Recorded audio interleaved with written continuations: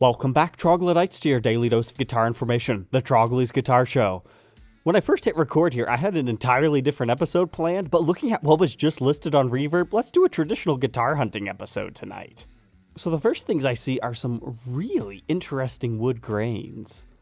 This looks like a 2013 Les Paul traditional that somebody's top wrapped. I mean, I guess now that I'm seeing it closer in person, it's just a regular flame top, but you get a little bit of a V pattern right here.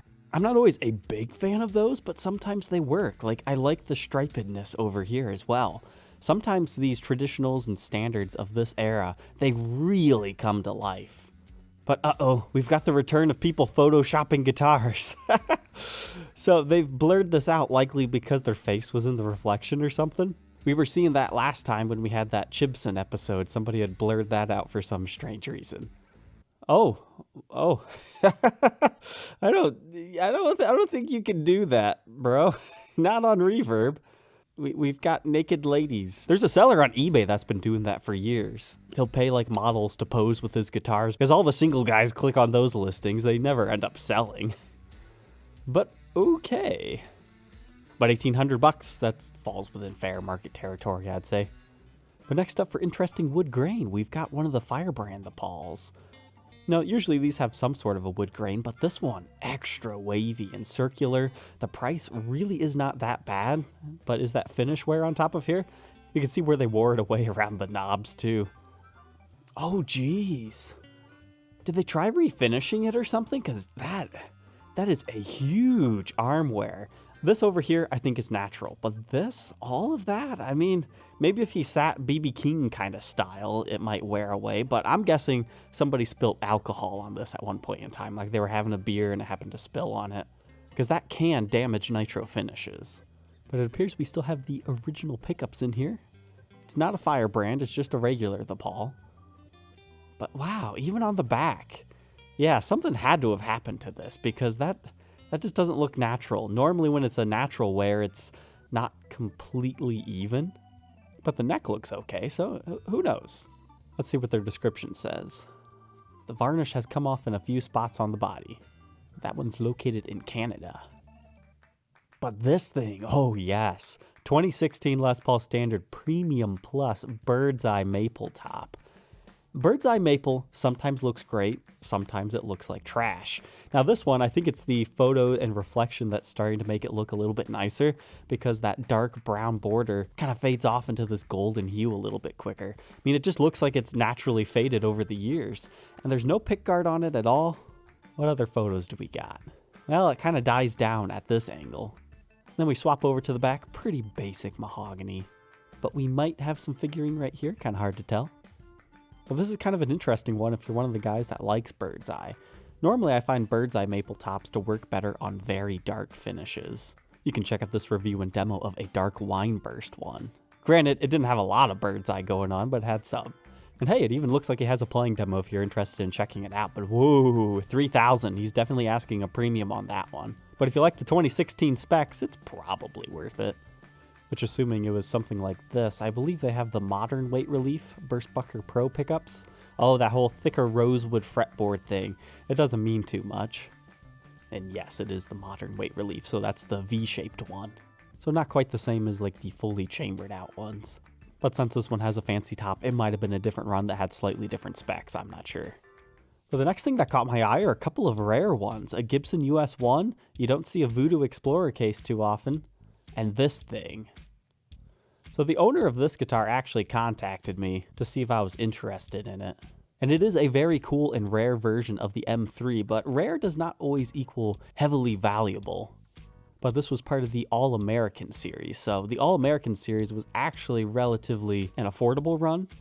We've talked about this one a few times. It's just a weird double-cut Les Paul Melody Maker type thing with 2 single-coil pickups.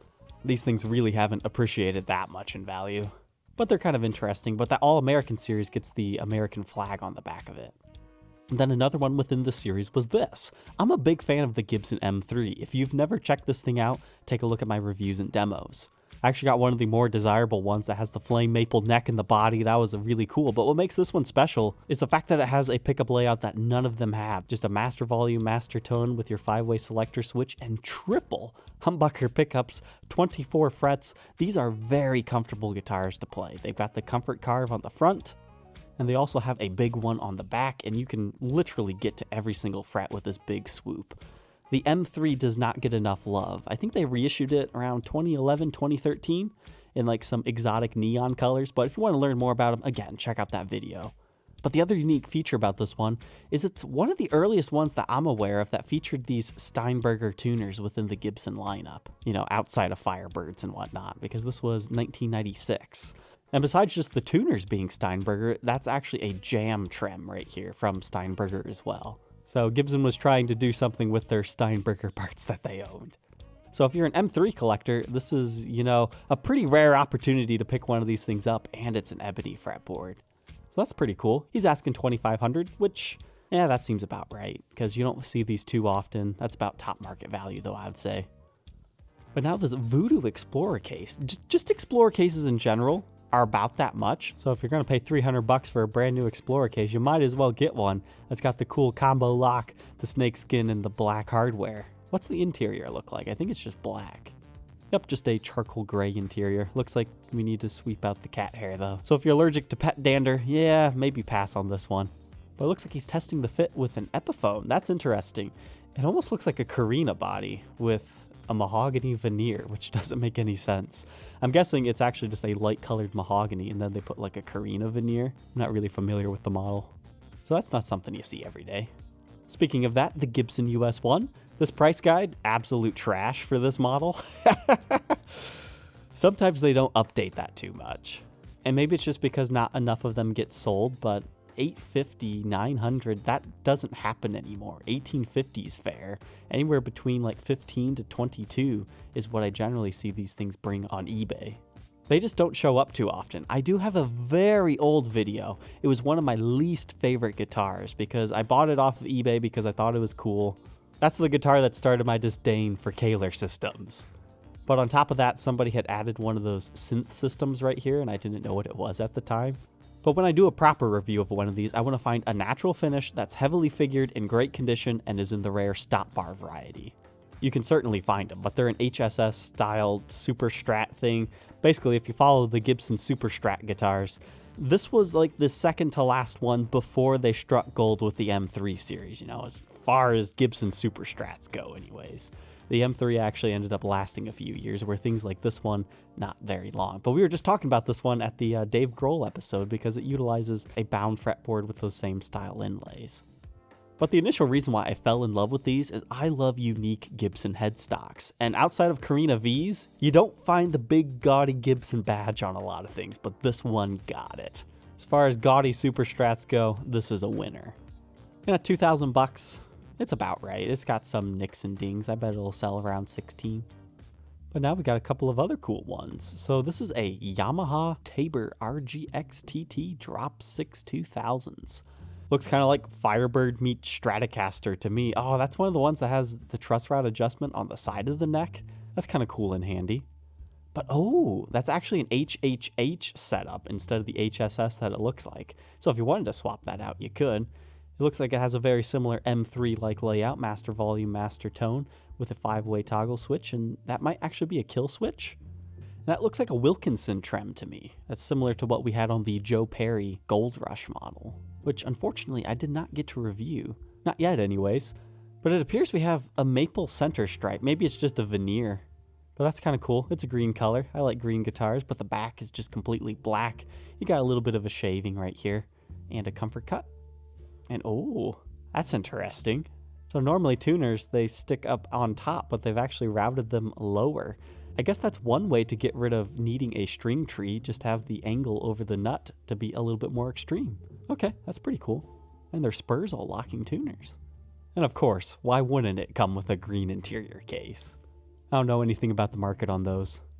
But yes, I like this title, Gibson Flying V Guitar, Moon, Moon, Moon. So he's referring to this being a first-year faded series. They got these crescent moon inlays, which we learned in this episode. You know, that's how the initial Gibsons were actually branded. So it made complete sense that they had those on here. I always just thought it was, hey, it's crescent moons. Why not? And they had the ebony fretboards. These are some of my favorite ones because very unique inlays without looking too gothic or metal like some of those other series might be. So you can have a cool looking guitar and still play, blues rock on it. Generally, these sell anywhere between about 11 to 15 now, so that's towards the top. But as long as it comes with a case, I think you'd be all right. Oh, this doesn't seem like a bad deal. Oh, that's the Thunderstruck version. Okay. So last time I had, I think, the earlier one. I unboxed it on an episode, but I just ended up selling it because it was a little bit too beat up to review and document. But for a mint condition one, that doesn't seem bad, despite the crazy shipping cost of $225. Okay, one says they sold for $6.5. One was about $35. I would trust that because that's a dealer that tends to sell at the top of the market. There's one for $45, $25, $36. Also, you have to remember that you're looking at the right one. It's the Thunderstruck one, so that is a big difference. Like, did this one have a headstock repair? However, despite being advertised as mint condition, I mean, you can kind of see some stuff right here. Maybe it's just dirty. But to me, mint condition means the thing hasn't been played. There's no dirt or grime on it. Maybe it's just the photo angle. I'll throw an offer at that. We'll see if we get that one. Here's a tip for you guys. Whenever you see a 1990 Alpine white guitar get listed, make sure you check it to make sure it's not the limited colors edition. I think I've been able to get 2 of those before because people don't realize that the translucent white top is special. Now this one appears to have aged quite a bit, so it'd be hard to tell if you can actually see. Whoa! Oh, I was not expecting that. Oh man, that looks awful and cool at the same time. Like, that is the darkest mahogany neck I've ever seen. I wonder if he stained it even darker after it exposed itself. Oh man. Well, you can see a chip on the headstock right there, so maybe not. That was just some really dark wood. Jeez. Maybe it also has to do with like dirty hands while you're playing it. Yeah, it doesn't look so bad in that photo. Appears to have had a refret. He swapped the poker chip for some naughty words. But he's got the brass switch tip and the Randy Rhoads vibes going on here, so that's what he was going for. Definitely a heavily used and gigged guitar. It looks nice with Seymour Duncan pickups. Oh, and these are interesting tuners. So they mount without screws, but they have like a poker into the headstock at the top right there, which makes it nice if you ever want to swap tuners because then you don't ever have anything showing. But generally, those are nice ones. Unfortunately, at $5,000, I mean, the market is very high right now, but with that much neck wear, I really don't see more than $3,800, and that would be to somebody who really wants it. Man, this is just a whole bunch of stuff on the first page. I mean, look at this one, 2010 Firebird I in a silver sparkle finish. I guess if you're only going to have one mini humbucker Firebird pickup, you need something else to stand out from the crowd, and I would say a sparkle finish is one way to do that. It doesn't appear that this has a lot of finish checking, or it's just not showing up in the photos. But these tuners must have like a rubber gasket on the bottom of them, because I see this all the time. It discolors the finish. And that usually happens when it's up against some rubber or something. One of these days I'll have to get like a real Firebird in. I don't think I've ever done like a proper review on a Firebird. Like, we did the Epiphone one, and we did like Fender's version of a Firebird, Firebird X. This doesn't count as a proper review, nor does the Firebird Zero. I mean, I had one of the gold ones before, but I didn't get around to reviewing that one. And on to page 2 here. Nice. I want to review one of these, the L5 Studios from the late 90s. They're just kind of cool. Like, this one's white. I've been looking for that kind of the bluish green one because I love the stock pick guards on here. You wouldn't think that'd be stock, right? But these are ridiculously expensive L5s, but they've just kind of stripped them down a little bit. You don't get the super fancy headstock or any of the other fancy attributes. You still get binding, at least along the body, I think. Yeah, black binding on this one. That looks really smart. I don't think I've ever seen one in white before. Oh, yes. That looks great. Black stinger on the pure white body. And you get the cool heel cap. But it looks like something happened to our headstock. Is it cracked? You got a little bit of a worn through area, so somebody used this one. Appears to have the original humbuckers yet. Ooh, it's all finish check, so it's going to be all aged. Ah, darn. It did have a headstock repair. And the neck? And that's either just neck wear, which is natural, but those are the seams of the 3-piece neck that you can see there. This is definitely beat up, but I really don't believe I've ever seen a white one before. That's really cool. I don't think I would agree with a 8.5 out of 10 on this one. I would say it's more like a 5, but well, he's saying there's no cracks, repairs, or issues. I mean, it's a fairly reputable dealer. I mean, this is the guy I bought my Studio Custom XPL from. I mean, you've got so much other finish checking, I guess, but that is a very suspicious spot to have finish checking, but at least he's disclosing it. But that is one cool guitar. I think we've got time for one more here. And we'll do that for this one. Just talking about the Gothic series, here's a Gothic Explorer. These are actually pretty rare, and that is priced very competitively. Definitely been used, all blacked out hardware. Got some arm wear and some edge wear. But here's where you can see the original Gibson logo. It had the star with it too. But what makes these even cooler is they have the outline Gibson logo, and then on the back, they've got Orville Gibson himself. This thing was heavily used, geez. There are some heavy players getting up for sale, which is kind of sad because you know somebody loved this guitar, so they probably don't want to sell it, they just have to. I'm not sure about that price for that condition, but, you know, somebody who wants one bad enough, they might be able to pick it up around $1,100. All right, Troglodytes, I hope you enjoyed tonight's episode. Don't forget to like, comment, and subscribe, and we will catch you tomorrow on the next episode. Take care.